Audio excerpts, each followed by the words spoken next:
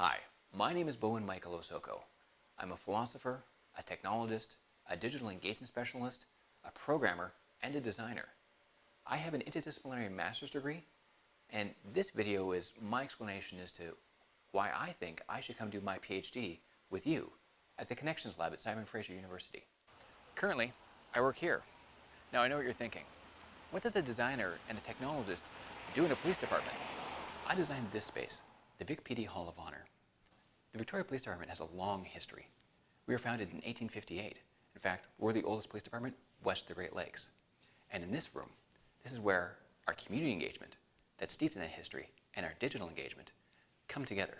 The Hall of Honor is a place in which citizens come and wait to be interviewed, whether they're a victim or a witness in a file. And while they're here, they're in a space that's surrounded with stories of courage, honor, duty, and sacrifice. This is where we do engagements, when we bring citizens together to one room so we can listen to them and we can know that we're on the right track. Not only am I creating physical spaces, but I'm creating digital spaces as well. That includes the mobile Vic PD app, which was the first mobile policing application in Canada. With over 10,000 downloads, it's actually one of the most successful. I was really proud to be part of a project that turned into its own version of successes for Vancouver, Calgary, Winnipeg, Toronto, and many police departments across North America. But the app is only one thing, only one part of what we've done here. On Twitter, we're the most followed police department per capita in Canada. But there's something else that I'm actually the most proud of, and that's our We Believe You campaign. Every time that we talk about sexual assault, we underscore the thing that we think that victims need to hear and survivors need to know, which is our officers start from a place of belief. As a result of this work, I've received 3 commendations this year. The most important to me was earning the trust of someone who had been the victim of a historical sexual assault. Because of interactions online, on Reddit, on Twitter, in interviews, because of bringing together our community engagement and our digital engagement into this person's life, I was able to build a sense of trust. And that sense of trust, well, it helped him come forward. And because he came forward, other men came forward too. We were able to arrest a serial sexual offender with dozens of victims who've been active for over 30 years. Before working for the police department, I worked here. Well, not here, but I worked for the province of BC. And I worked on 3 projects I want to talk to you about.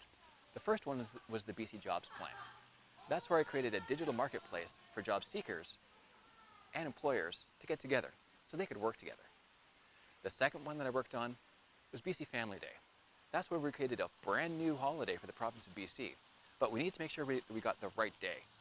So we used a series of qualitative and quantitative inputs to bring together all of the different ideas that people had as to when BC Family Day should be. With over 30,000 inputs, it was a real challenge, especially for policymakers.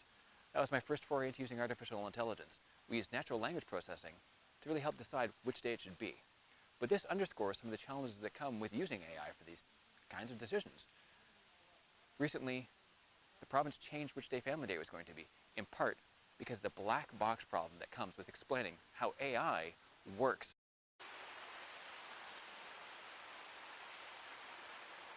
The third project that I worked on was the Water Sustainability Act. This was the first ever public policy blog for the province of BC, where we used digital engagement, online engagement through the blog, and in-person policy work to try to help rebuild the Water Act for the province of BC. I have to tell you, sitting down with ranchers and First Nations to talk about who has access to water, that's intense, real-world stuff. And, well, it worked. The Water Sustainability Act helps create safe, clean water for the entire province. Good, effective design makes something that's complex straightforward. As a member of the IEEE, I'm part of that large global conversation that's working to ensure that artificial intelligence becomes a tool that supports human flourishing.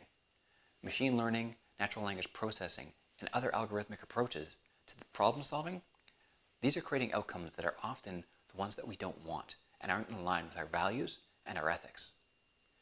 In an effort to create ethical outcomes that are the ones that we desire when artificial intelligences are applied to problem solving, there are several initiatives globally that are working to create AI ethics standards. There are initiatives to create these standards underway in the United Kingdom, in the European Union, in the US, and in Canada. However, all of these standards are being developed independent of each other. What I want to do is I want to take this complex black box problem and I want to apply user-oriented design outcomes to it. I want to try to take the complexity that comes with trying to understand how these different ethical frameworks come together and apply them to artificial intelligence solutions and use a visual cue and a visual design process so that we understand what we're going to get. And see, that's the best of both worlds, connecting a user-oriented design process and the ethics of good artificial intelligence practice. Bringing those together, that's what I want to do. And the Connections Lab, that's the right place to do it. Why? Because at the lab, the projects that are there right now, those are the ones that are taking ways to connect people from around the globe, but in their day-to-day lives.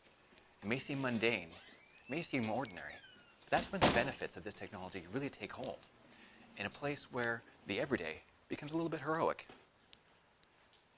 And you are interested in superheroes.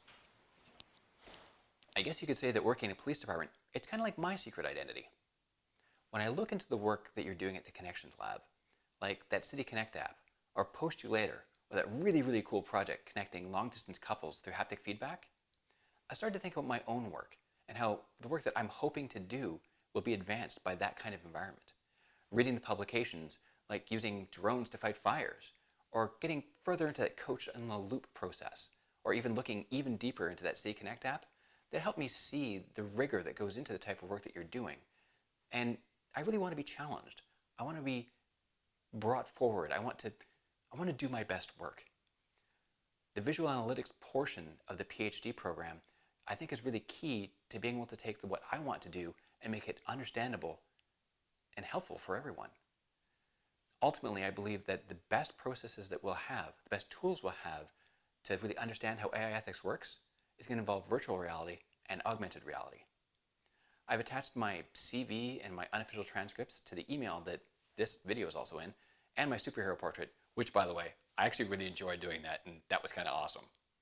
So I'm hoping that at least we can chat, and maybe there is a place for me working with you in your lab. I certainly hope so.